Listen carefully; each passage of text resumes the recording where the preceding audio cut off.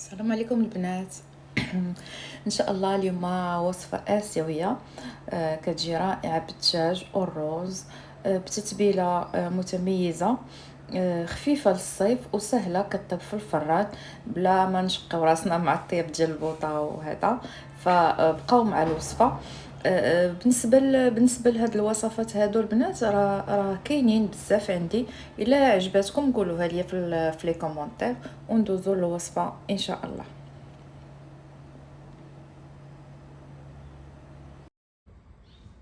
فبسم الله نبداو على بركه الله. اول حاجه كنغسلوا الدجاج هكا، طراف ديال الدجاج من الاحسن يكونوا الفخاد. انا عندي هنايا 5 اللي كنكون فلحتهم. ضروري انهم يكونوا ناشفين، يعني ما فيهمش الماء بصفه نهائيه. كندوزو للتتبيله. اول حاجه تتبيله ازياتيك اولا هاد التتبيله كتكون ما بين الحلاوه والملوحه، وكتجي طيبه عاد باش كنتبلوا بها الدجاج ديالنا. اول حاجه غادي ندير هنا عندي بصله مشلضه، غادي نحطها بحال هكا طيب. غادي نزيد عليها الثومه بودره. بالنسبه اللي ما بغاش يدير الثوم بودر يديروا طري من الاحسن. انا ما كانش متوفر عندي هنايا الباربيكيو واحد 50 غرام، يعني نص كاس. هنا نص كاس ديال الباربيكيو.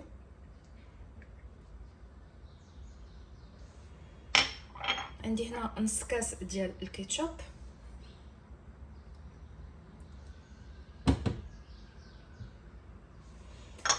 هنا الملحه السودانيه.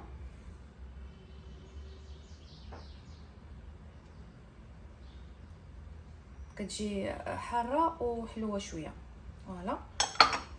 وبالنسبه لهنا عندي نص كاس ديال عصير الحامض، غنخليه هو الاخر.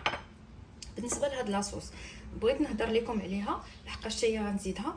هاد لاصوص هادي ديال الثومه والكوري، هادي كتجي واعره في اي حاجه فيها لوك، اي حاجه فيها ازياتيك. واخا غير الروز، شتي غير الروز الازياتيك كتجي فيه فنه. عندك كوري والغارليك، الكوري اولا الكاري والثوم كتجي زوينه بزاف. حتى هي غادي نزيد منها، ولكن ماشي دابا، هذه غادي نخليها حتى التالي. غنزيد منها واحد 2 معالق كبار هي، ونص كاس ديال العصير ديال الحامض، وواحد المعلقه كبيره ديال السكر اولا الكاسونات غادي نزيدهم دابا مع البصله. صافي غادي نشحر هادشي مزيان. ونسيت البنات غادي نزيد نص كاس ديال الصوجا، حتى هويا كتزاد دابا هنايا. فهنا كنزيد الصوجا كيف قلت لكم.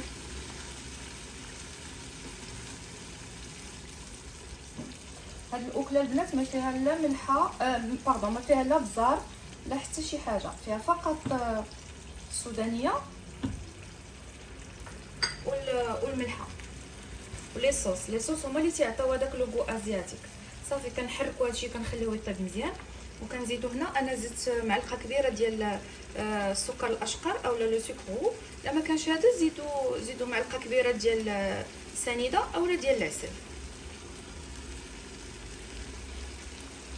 صافي كنحمروا هادشي مزيان، خصو يتحمر مزيان ويطيب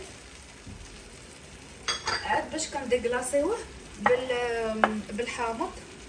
وكنزيدوا عليه هاد الغارليك، كوري غارليك.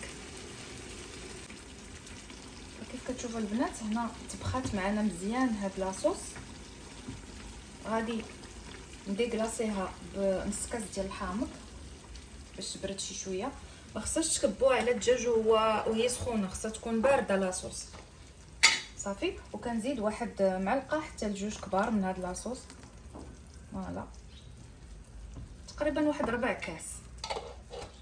عقلوا على البنات، هيا ديروا لها كابتور اكران باش تبقى عندكم، راها موجوده في المتاجر الكبرى وحتى عند دوك اللي تيبيعوا لي برودوي ازياتيك. صافي كنحرك انا دابا طفيت العافيه هنايا باش ما كيطيبليش ديك الحامض مع لاصوص غارليك. صافي كنخلي هادشي برد شي شويه وكنكبو فوق من الدجاج وكنشرمل به الدجاج. قبل ما ندير لاصوص في الدجاج كنكون شلطت هنايا واحد جوج بصلات كبار. هاد البصلات هما اللي تنفرشوا هنايا الدجاج. فبالنسبه للبصل هو اللي تعطيني المرق، حيت هاد الدجاج ما كنزيدش فيه الماء، كنخليه بحال هكا. هنا البصله حاولوا تقطعوها رقيقه بحال كيف كتشوفوا، باش منين كتزيدوها ملي كطيب ما كتبقاش باينه، كتجي غير لاصوص هكاك خاطره. نتوما غتشوفوا كيفاش غادي الكماله ديال لاغوسيت. صافي كنخليه هنا وكنبدا نشرمل في الدجاج. وضروري هاد لاصوص هادي اللي صوبنا تكون بارده، يعني لاصوص تكون بارده هادي. هنا تنجيبو الدجاج ديالنا تنرقدوه مزيان في هاد لاصوص.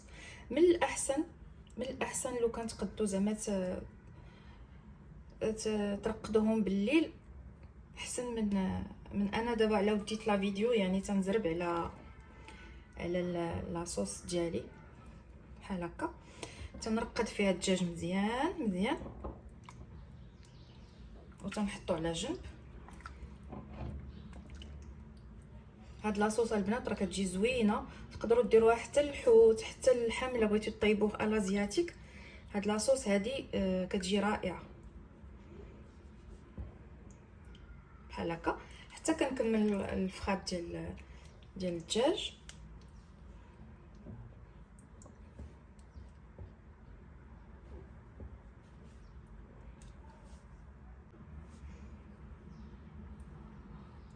كنعاودو نحطو فوق منهم تتبيله وكنفركوهم مزيان. غير هي من الاحسن تكون هاد لاصوص بارده. صافي كنحاول انني ندخل فيهم مزيان حيت غادي يطيبوا هي في الفران. يعني من الاحسن انهم يكونوا مرقدين من قبل، او لا على الاقل واحد نص ساعه المكانه.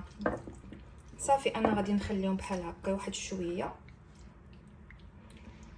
باش نحطهم فوق البصله.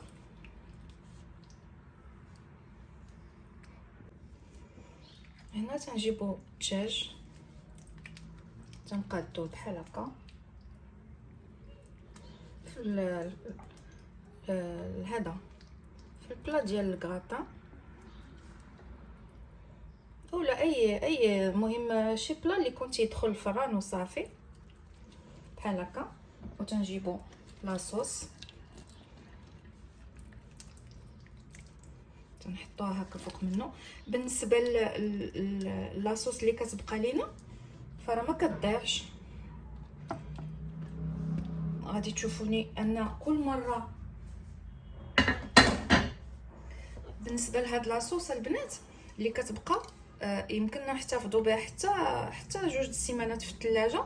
انا بالنسبه لي ملي تيكون هاد الدجاج تيطيب مره كنجبدو وتندوز هكا، كنعاود نزيدو شويه ديال لاصوص بحال هكا باش كيجي كامل ملبي ومشرب ديك لاصوص. هنا صافي كنشعل الفران يسخن على 180 درجه وكنجيب هنا طريفات ديال الزبده وكنحطهم. بالنسبه للطريفات ديال الزبده كيعطيو واحد اللون زوين، وكذلك ما تيخليوش لينا داك الدجاج يتحرق. صافي بركه. هنا ما كنغطيه ما حتى شي حاجه، كندخلو ديريكتومون لو فوغ على 180 درجه، كياخذ ليا 1 ساعه الا ربع. بالنسبه للروز اللي غنرافق به الدجاج، عندي هنايا الروز، عندي سودانيه، نص معلقه صغيره ديال الملحه، معلقه كبيره ديال بودره الكاري او الكوري، عندنا هنايا ثومه بودره وبصله كبيره وطريف ديال الزبده وواحد المعلقه صغيره ديال اولا كبيره ديال الزيت البلديه. هنا غادي نقلي هادشي مزيان. السر في هذا الروز هو انه خصو يتقلى مزيان، ما خصوش يجيو يطيب بالماء، لا غادي نقليوه مزيان. هنا زدت عليه معلقه كبيره ديال المعدنوس وغادي نمرق. بالنسبه للتمرق ديال الروز فراكم عارفين الروز كديري الدوبل ديالو ديال الماء، مثلا درتي زلافه ديال الرز كديري 2 زلايف ديال الماء اولا زلافه ونص الا كان الرز دغيا كيطيب. هنا غادي نسد عليه حتى يغلى. غادي يغلى صافي، وغنقص عليه العافيه بزاف على المهل ونخليه يطيب على خاطره. التقديم النهائي ديال الوصفه هو هذا، ان شاء الله يعجبكم وتعتمدوه. كيف كتشوفوا هنا البولي ديالنا كيفاش كيطيب غزال، شتي شحال فتي، وحتى كيبقى جوتو، كيبقى زوين بزاف. هو هذا خدا مني 45 دقيقه في الفور، كيجي كيحمق البنات. هاد الوصفه غير جربوها على حسابي، غتهنيكم حتى في الصيف خفيفه. عندنا الرز اللي طيبنا بالكوري كيجي بحال هكا، شفتوا كيفاش كيجي حبه على حبه. ولا صوص بيان سور، انا زوقتها بشويه ديال الجنجله البيض غير باش تعطي داك الغابيل. فهي هذه لاصوص طيبه في الفران، بصله معسله في الفران. اعتمدوها البنات، راه كيجي رائع رائع. وبالنسبه سواء كتحطوه بحال هكا في الطبله، يعني كل واحد كيغرف في الطبسيل ديالو، اولا كتحطوه بحال هكا الاسيت بحال اللي درت ليه انا. وبصحه والراحه، ان شاء الله تعجبكم هذه الوصفه. الا بغيتوا الوصفات ديال الطياب اكثر من ديال الحلوه قولوها ليا، وان شاء الله نحاول نوجد لكم لو ماكسيموم. البنات عافاكم لايكيو لا فيديو ووصلوها باش القناه تطلع وانا نتشجع حتى انا. يلا نهاركم مبروك.